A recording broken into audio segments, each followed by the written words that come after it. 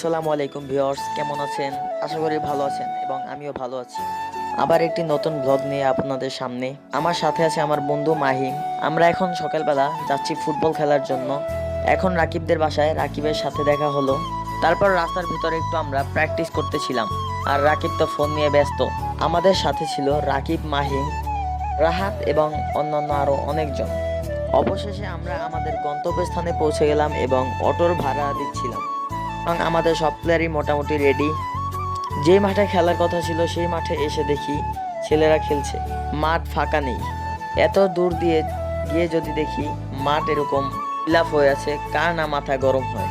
তো আর কি করার, আমাদের প্লেয়াররা পাশের মাঠে খেলার জন্য রেডি হচ্ছিল, আর আমি এই মাঠের প্লেয়ারদের খেলা দেখছিলাম। অনেক ভালোই লাগলো তাদের খেলা দেখে। আমাদের খেলাধুলা শেষে আমরা একটি দোকানে গিয়ে মোজো কিনলাম এবং সবাই মিলে মোজো খেলাম।